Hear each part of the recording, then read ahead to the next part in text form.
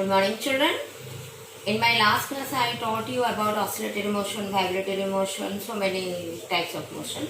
Still then so many are there. Today we will go through. First one is repetitive motion.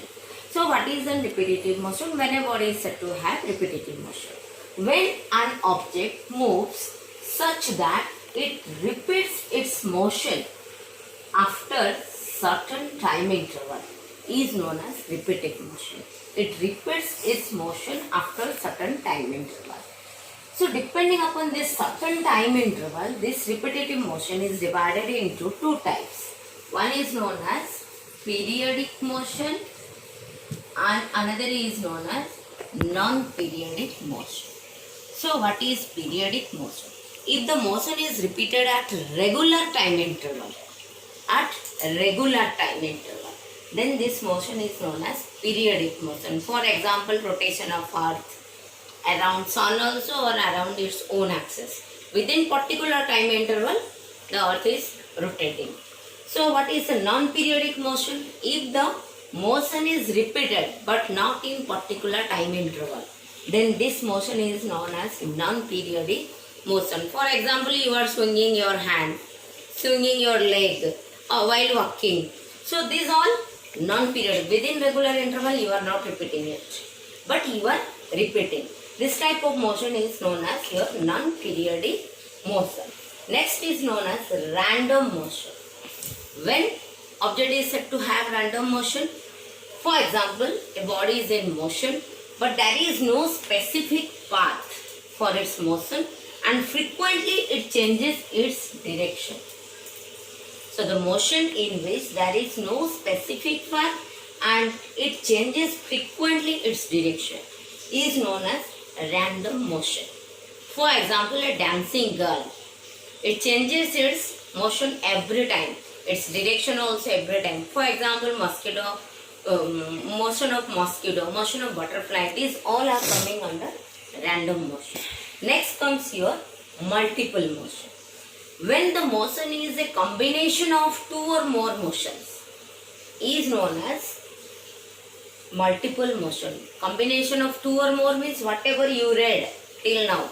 If among those any two is combined here, then it is known as multiple motion. For example, a bowler delivers a ball. A bowler delivers a ball. So when the bowler is delivering a ball, the ball is spinning. So while spinning it gets rotatory motion. Again this ball has to reach the batsman. So while reaching the batsman it gets translatory motion.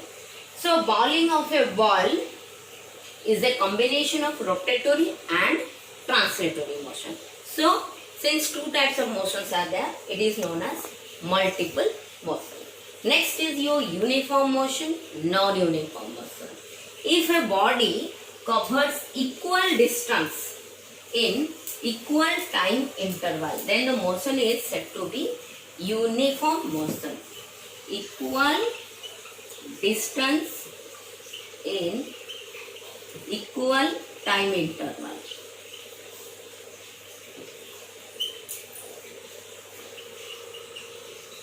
Then the motion is said to be uniform motion. This one, uniform. For example, a train is moving. In first 1 hour, it covers 20 km. So in second 1 hour, again 20 km more. In third 1 hour, again it covers another 20 km. Then equal distance in equal interval of time. This motion is said to be uniform motion. What about non-uniform motion? Definition is more or less same, but unequal distance in equal time interval.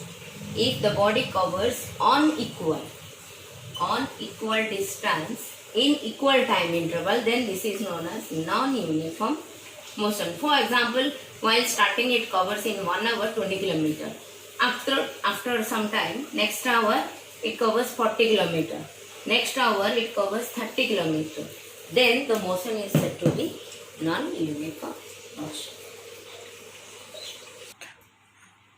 After this, let us see what is distance. Two terms are there, distance and displacement. So together we will discuss. both of them are related to a moving body. Motion, a body in motion. For example, one body starts from position A, reaches B, or you can tell a body starts from position A is here. It will be easy, that's why I changed.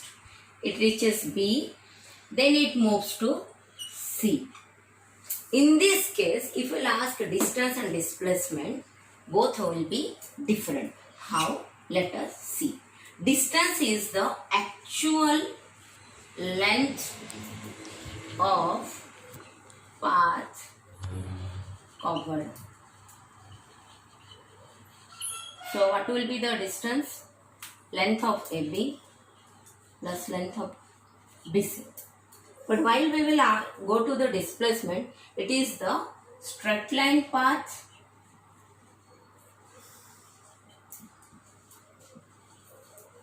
between initial and final position. Between initial and final position. So your initial position was A. This one initial, final is C. So the straight line distance between the initial and final position is AC. So whatever the path may be followed, but displacement is AC. For example, let AB is 3 meter, BC is 4 meter. So distance will be here. Distance here 3 plus 4, 7 meter. But what about the displacement? Displacement will be AC. So how to calculate AC in a right angle triangle? That is AB square plus BC square, square root. So square root of AB square plus BC square. AB is how much? 3. So 3 square is 9. BC is how much? 4.